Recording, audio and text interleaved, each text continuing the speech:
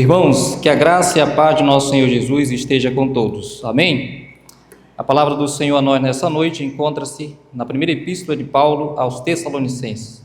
Por gentileza, abra a palavra do Senhor. Primeira epístola de Paulo aos Tessalonicenses, capítulo 1.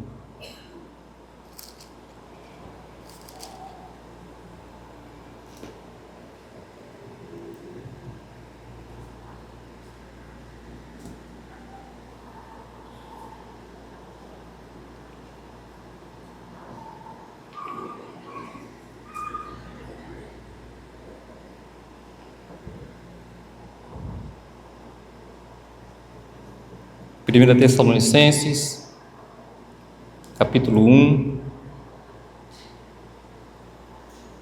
versículo 2 em diante. Eu estarei lendo, os irmãos acompanhem em suas Bíblias, também na projeção. Estaremos lendo até o versículo de número 10. Assim nos diz a palavra do Senhor.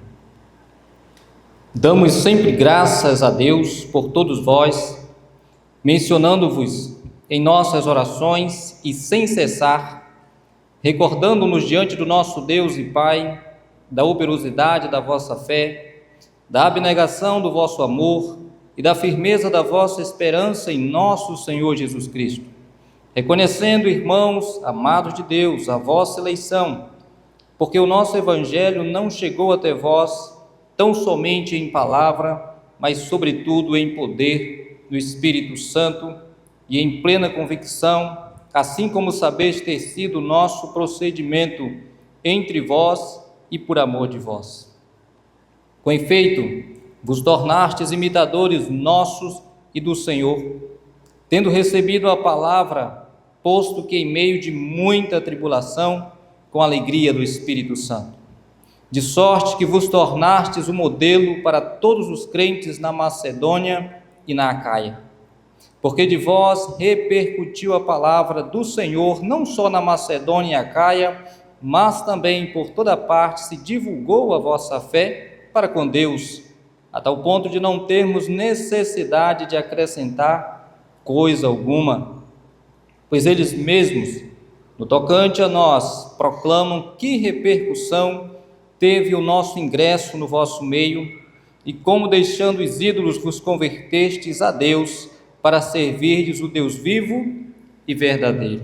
Versículo 10. E para aguardardes dos céus o seu Filho, a quem ele ressuscitou dentre os mortos, Jesus, que nos livra da ira vindoura. Vamos orar mais uma vez.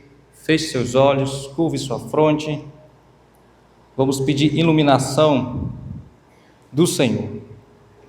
Pai, em nome de Cristo Jesus, teu Filho amado, o nosso único e suficiente Salvador, nós, tua igreja, teu povo, estamos na tua presença nessa noite, grato por quem o Senhor é e por tantas bênçãos que o Senhor tem compartilhado a nós. Obrigado a Deus por cada vida, por cada irmão e irmã, pelas crianças, pelos jovens, pelos adolescentes. Obrigado, Senhor, porque o Senhor move o nosso coração a estar na casa do Senhor para adorá-lo. Que teu Santo Espírito nos ilumine, nos capacite e nos edifique nesta noite genuinamente na palavra do Senhor. É o que nós oramos agradecidos em nome de Cristo Jesus, teu Filho amado. Amém. E amém. Queridos irmãos, a palavra do Senhor a nós nesse texto, ela nos exorta a louvá-lo, a sermos gratos por tudo que o Senhor tem feito. O Salmo de número 103, do versículo 2, o salmista assim nos diz: bendize, ó minha alma, ao Senhor, e não te esqueças de nenhum só de seus benefícios. Bendize, ó minha alma, ao Senhor, e não te esqueça de nenhum só de seus benefícios. Nós, por vezes, necessitamos exortar a nossa alma, necessitamos aconselhar a nós mesmos e a lembrar-nos para não esquecermos dos benefícios do Senhor a nós, dos benefícios que o Senhor tem manifestado na nossa vida. Também o profeta Jeremias, em Lamentações, capítulo 3, versículo 21, ele assim nos diz: eu quero trazer à memória aquilo que me pode dar esperança. Tanto o Salmo como Lamentações nos exortam a louvar o Senhor, mas em Lamentações o profeta ele diz: eu quero trazer à memória aquilo que me dá esperança para caminhar. E ali o contexto ele está falando da misericórdia do Senhor. É a misericórdia do Senhor que nos dá esperança. Onde eu quero chegar com isso? Paulo, aqui ele escreve à igreja de Tessalônica, isso por volta do ano 50, 51, segundo os estudiosos, do ano 50, 51 depois de Cristo. E aqui ele lista algumas qualidades e ele está exultante, o seu coração está alegre, ele está feliz por causa da igreja de Tessalônica, principalmente porque naquela igreja o Evangelho ele transformou por completo aqueles corações. Aquela igreja destacou-se naquela região. E nós vamos ver mais adiante alguns pontos importantes dessa igreja. Mas eu quero citar 3 motivos que nós encontramos dentro da primeira epístola de Tessalonicenses, motivos que assim levaram o apóstolo a escrever essa epístola. O primeiro, expressar sua alegria e gratidão por causa das boas notícias que ele ouviu a respeito daquela igreja. Timóteo, quando ele saiu de Tessalônica, ele encontrou-se com Paulo, e então ele relatou ao apóstolo Paulo que aquela igreja era uma igreja viva, uma igreja fervorosa, que temia o Senhor e perseverava nos caminhos do Senhor, mesmo diante de tribulações.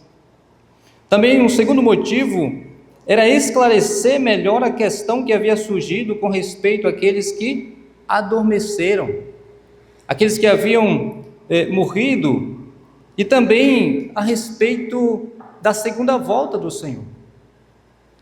Os irmãos de Tessalônica, eles acabaram entendendo de maneira equivocada ou interpretaram mal o ensinamento da segunda volta do Senhor, e muitos ali naquela igreja, eles estavam dizendo: Cristo virá em breve, então nós não precisamos trabalhar, vamos aguardar a volta do Senhor de braços cruzados, paráfrase minha. Então Paulo escreve e diz: não, irmãos, tanto é que nós vamos encontrar na segunda carta, Paulo diz: aquele que não trabalhar também não coma, não se alimente. Então aqueles irmãos estavam vivendo de maneira ociosa, sem compreenderem genuinamente a doutrina da volta do Senhor Jesus. E um terceiro motivo que nós encontramos de por que Paulo escreveu essa carta era dar diretrizes, conforme poderia se esperar de um missionário naquela época. Então ele escreve aqueles irmãos que haviam saído do império das trevas e agora estavam caminhando na luz.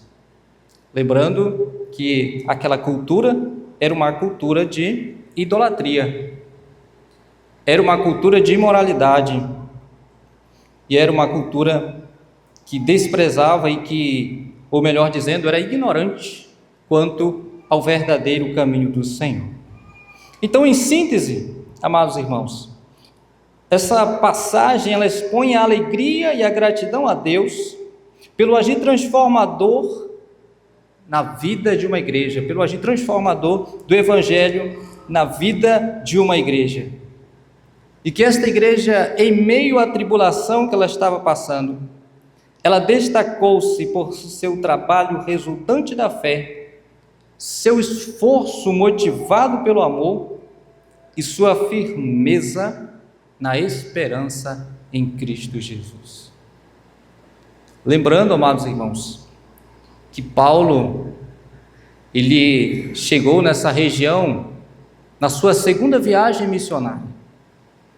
Se você quiser encontrar mais detalhes sobre a implantação do Evangelho em Tessalônica, recomendo que leia Atos, capítulo 17.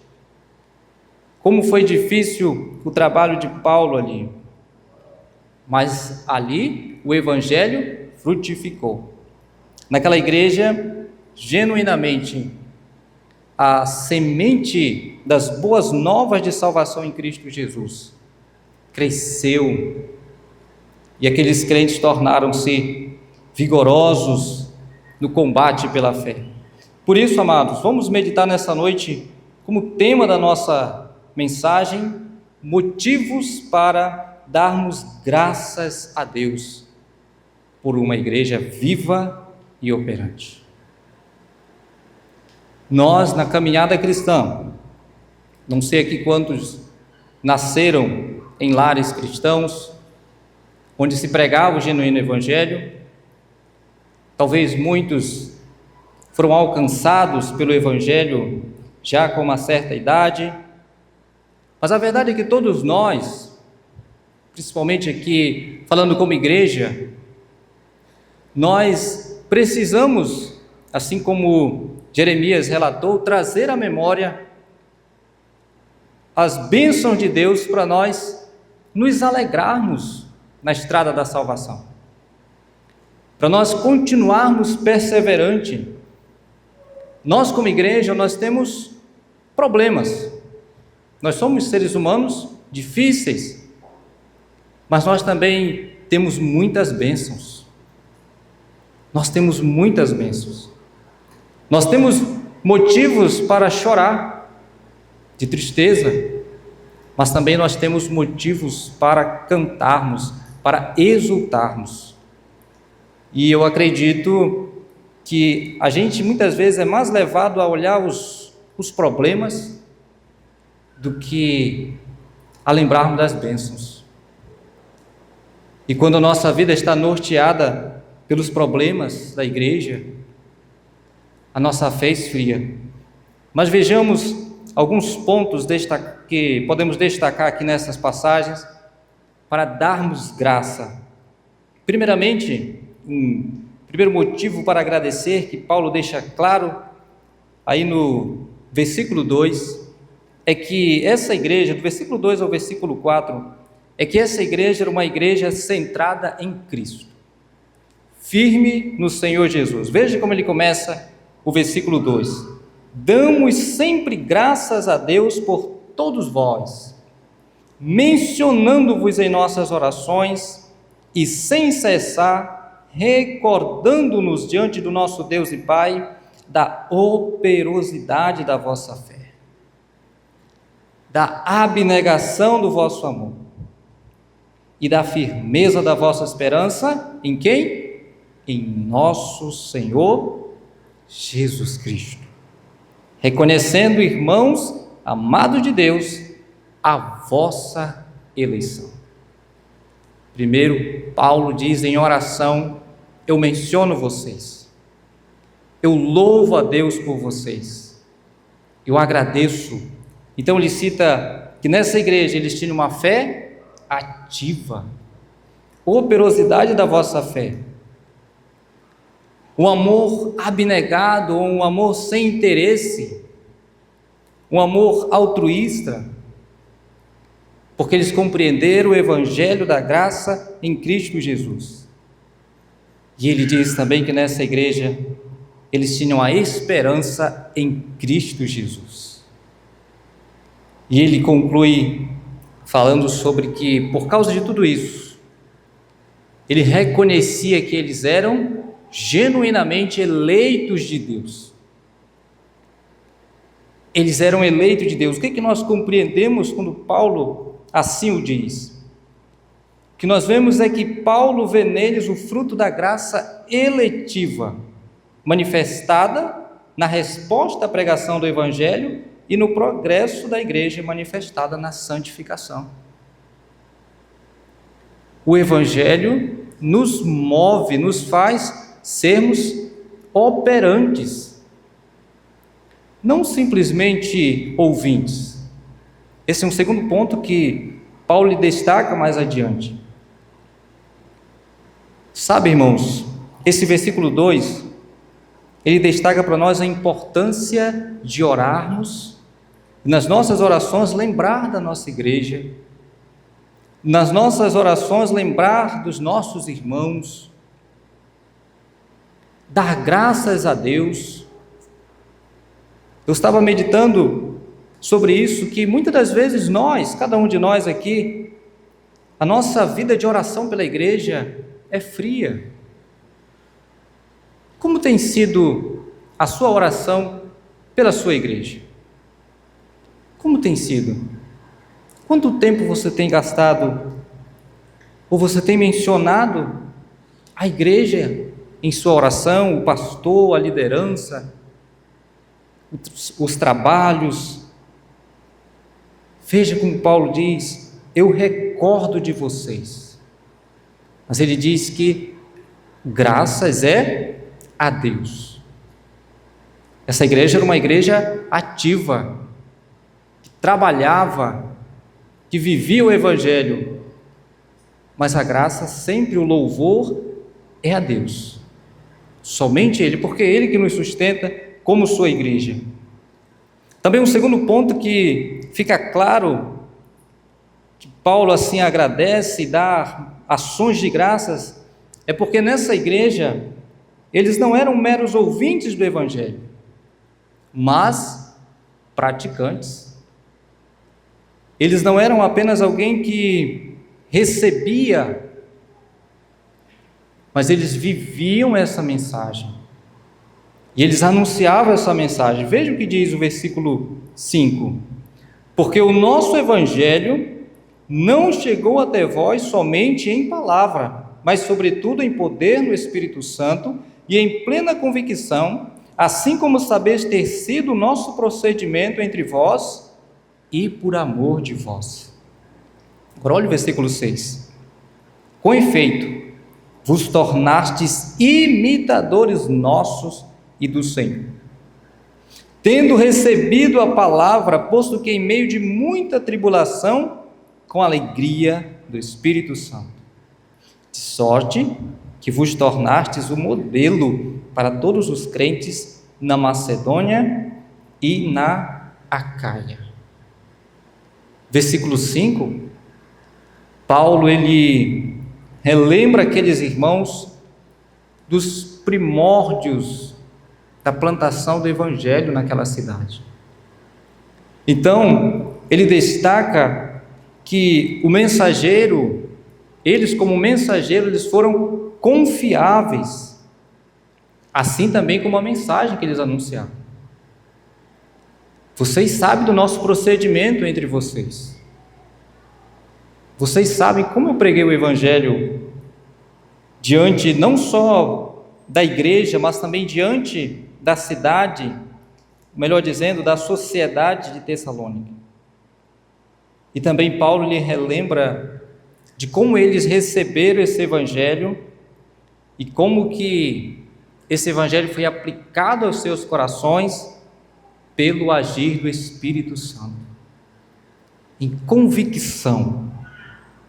Meus irmãos, aqui essa palavra no versículo 6, que é imitadores, é da onde vem a nossa palavra na língua portuguesa, mímica. Creio que a maioria já brincou de mímica, ou quem nunca brincou sabe o que é. Onde você faz gesto de uma determinada coisa, você imita algo sem usar palavras, e as pessoas assim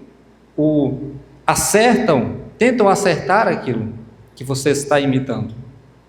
É de onde vem essa palavra. Vocês tornaram-se imitadores nosso e do Senhor, tendo recebido a palavra. Aqueles crentes de Tessalônica, eles ouviram a mensagem, Mas essa mensagem, então, ela saiu do campo do conhecimento teórico e passou a ganhar a prática na vida deles. Passou a transformar a sua maneira de viver. Assim como nós vimos hoje, aqui na EBD, que o conhecimento de Deus, conhecer a Deus como único e conhecer a Cristo Jesus, isso é a vida eterna.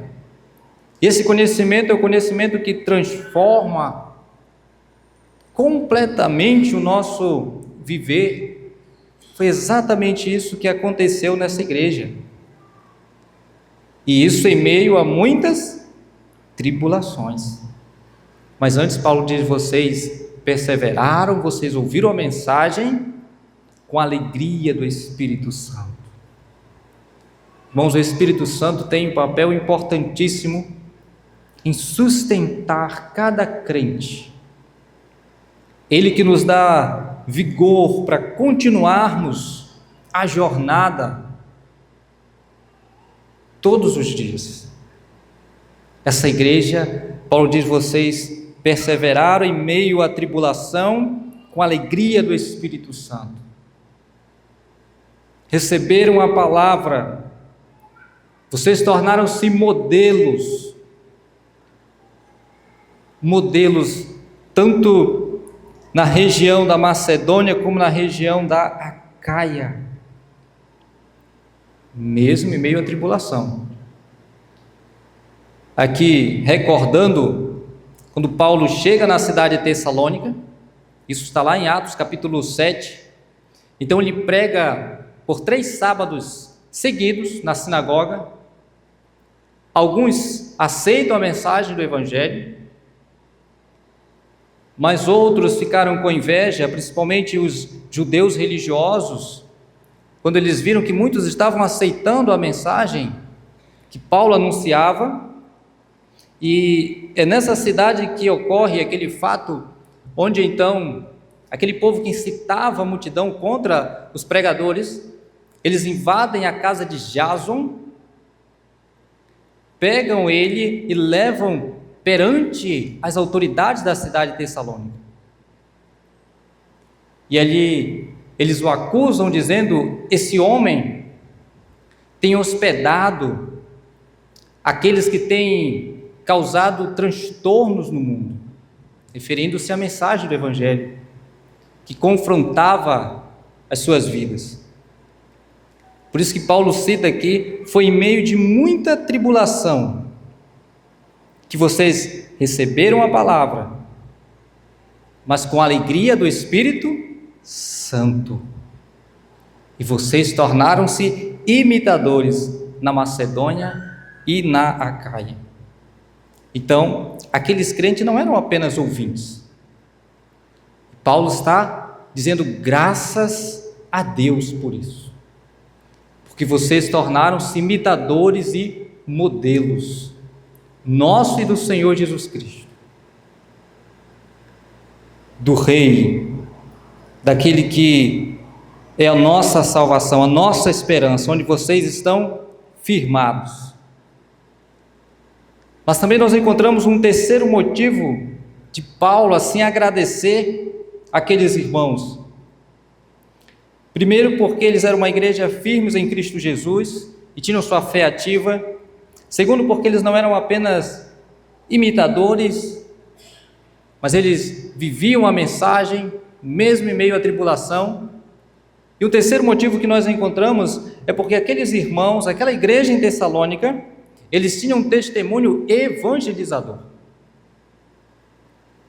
O seu testemunho de cristãos, de crentes no Senhor Jesus, era um testemunho que não ficava apenas internamente, mas espalhava-se pela região. Veja o que diz o versículo 8: porque de vós repercutiu a palavra do Senhor, não só na Macedônia e Acaia, mas também por toda a parte se divulgou a vossa fé para com Deus, a tal ponto de não termos necessidade de acrescentar coisa alguma.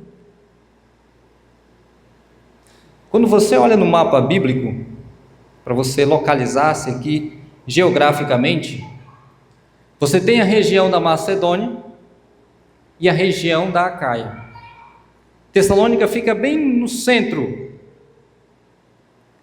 A região da Acaia, ela tem duas grandes cidades importantes, tem muitas outras, mas eu cito essas duas, que é a cidade de Atenas e a cidade de Corinto. Na Macedônia você tem cidade como Filipos, e foi essas cidades que Paulo, então, ele abrangiu na sua segunda viagem missionária.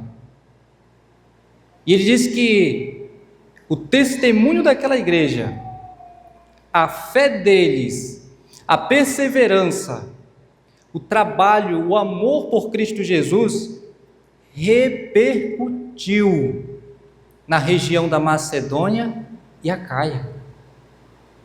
Ele chega em determinada região, então ele ouve a respeito da fé da igreja de Tessalônica, dos crentes. É isso que ele está dizendo. Porque ali na cidade de Tessalônica era também uma importante cidade comercial. E por ali passavam-se muitas pessoas, comerciantes, viajantes. E por isso a fé propagou-se para a vizinhança. Por isso que Paulo diz isso, porque de vós repercutiu a palavra do Senhor. É por isso que o testemunho deles era um testemunho evangelizador. Querendo ou não, a nossa igreja, nós repercutimos alguma coisa. Querendo ou não, as pessoas têm alguma opinião a respeito de nós. Mas é interessante, porque essa igreja diz que o que repercutiu foi a palavra de quem? Do Senhor.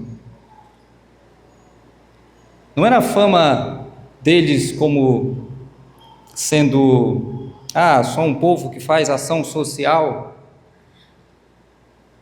ou outros exemplos que a gente pode trazer.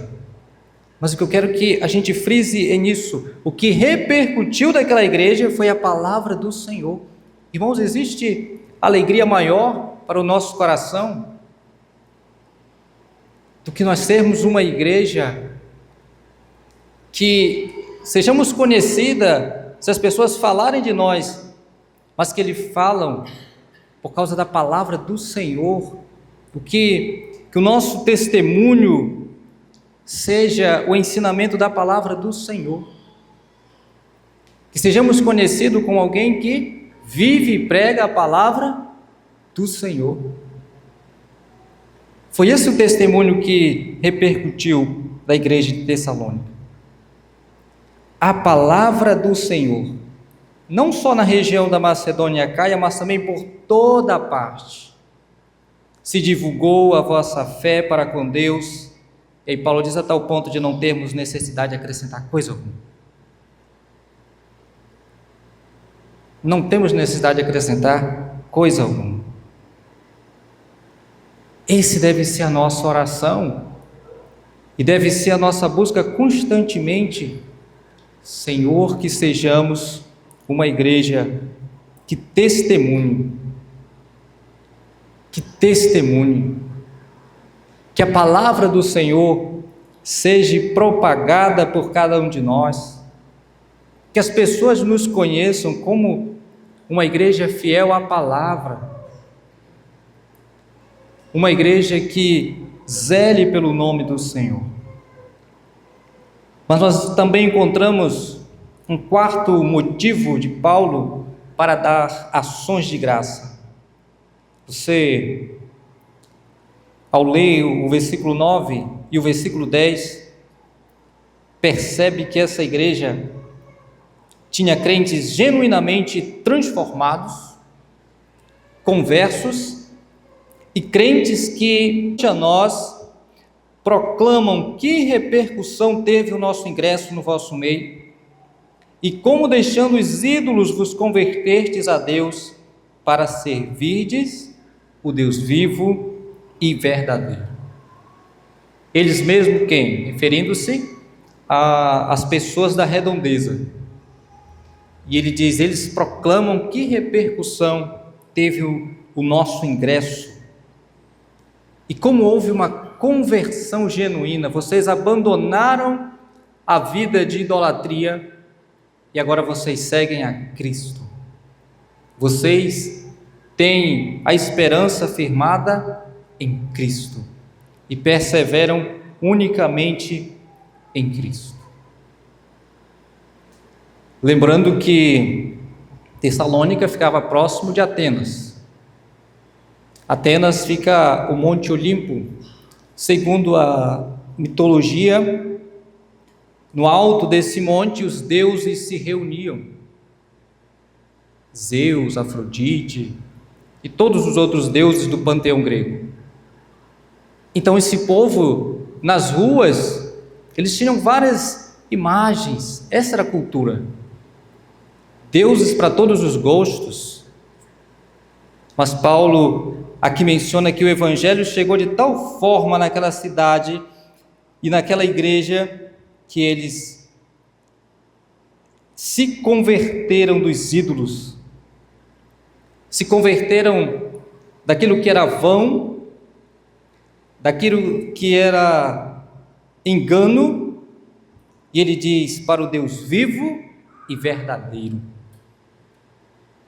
Conversão, genuína conversão no coração desses crentes. O que nós entendemos quando Paulo assim dá graças com essas palavras? Primeiro, irmãos, que a operação da graça de Deus, pela qual a mensagem foi aplicada aos corações e os olhos dos tessalonicenses, eles foram abertos e viram que seus ídolos eram vãos e voltaram-se deles para o Deus vivo e verdadeiro. A graça de Deus aplicada ao coração transforma.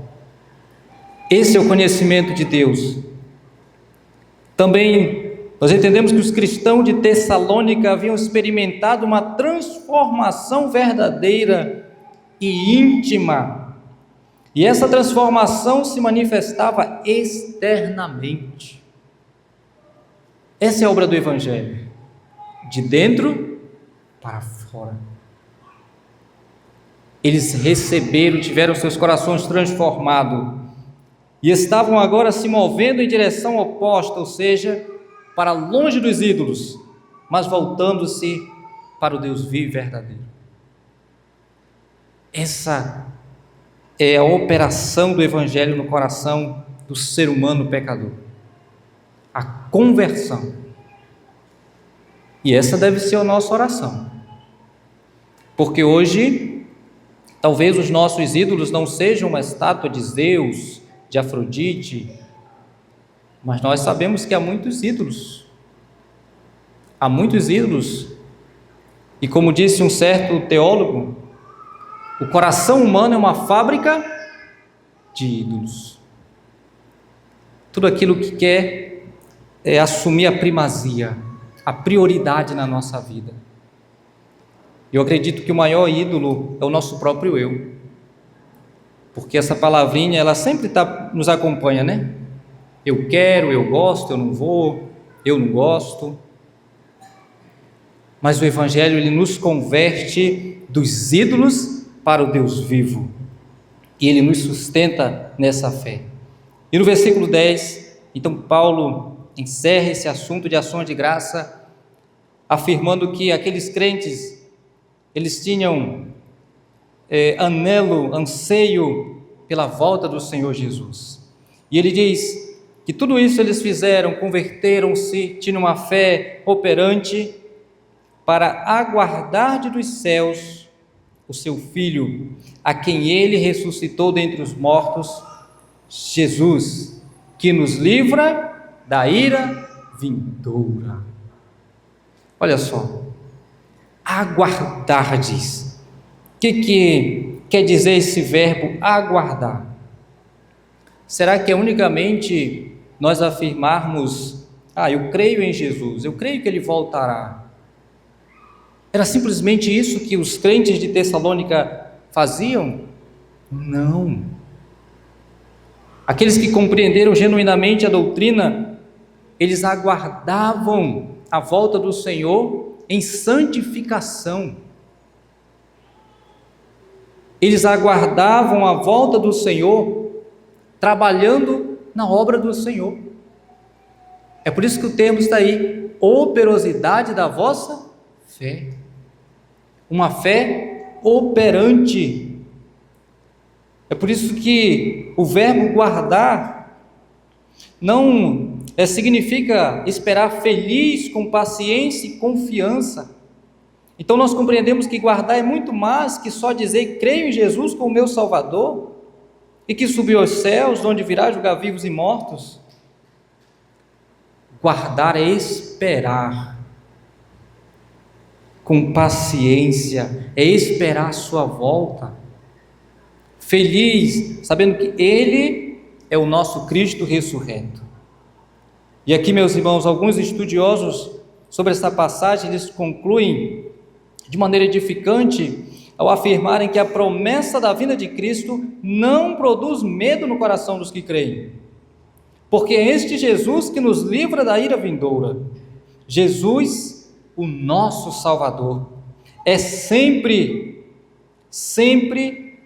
o amparo e a esperança dos crentes. É isso que seu nome indica. O seu nome traz paz ao nosso coração, porque é Ele que nos livra da ira vindoura, Ele que nos salva, Ele que nos resgata dessa ira que por natureza recai sobre cada um de nós. É por isso que os crentes de Tessalônica eram crentes firmes nessa esperança, crentes que não desanimavam diante das tribulações. Portanto, meus amados irmãos, o que nós aprendemos desses versículos finais é que quando Deus converte uma pessoa, Ele muda essa pessoa por inteiro. Ele transforma de idólatras para crentes no Deus vivo e verdadeiro. Transforma completamente. Não apenas as emoções, para que a pessoa tenha pena de ter vivido como viveu anteriormente, mas Ele transforma a mente e a vontade. E a partir de então, essa pessoa experimenta uma completa reforma. E tudo isso torna-se aparente na vida externa. Os genuínos transformados pelo Evangelho demonstram na sua vida diária. É isso que a igreja de Tessalônica era, uma igreja não apenas de placa, mas uma igreja que repercutia o bom testemunho, a palavra de nosso Senhor.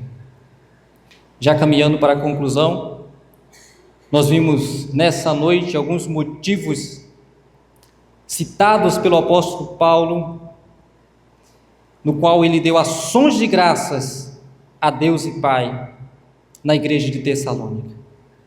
Primeiro, nós vimos que essa igreja, ela era uma igreja cristocêntrica, firmada em Cristo Jesus. Segundo, que essa igreja não era uma igreja de meros ouvintes do Evangelho, mas praticantes, imitadores de Cristo, imitavam o Senhor Jesus Cristo. Em terceiro, nós vimos que era uma igreja de testemunho evangelizador, uma igreja que propagava a palavra do Senhor. E em quarto, nós vimos que nessa igreja havia frutos de uma genuína transformação, e que essa igreja, ela aguardava fervorosamente a volta do Senhor, Cristo que nos livra da ira vindoura. E aqui eu quero deixar como aplicação uma pergunta para que nós meditemos nela: Que igreja nós temos sido? Que igreja eu e você temos sido? Que assim nós possamos pensar, refletir genuinamente, não diante dos homens, mas diante do nosso Senhor. Como é lindo lermos essa passagem e vermos que a graça, ela transforma e ela opera, é a mesma graça, irmãos, é o mesmo Deus, e Ele pode fazer nas nossas vidas essa transformação, e assim acender a chama do genuíno Evangelho nos nossos corações e nos fazer ser uma igreja viva, operante e cristocêntrica, firmada em Cristo e na sua palavra. Louvado seja Deus por sua palavra e que Ele nos abençoe. Amém? Passo a palavra ao presbítero.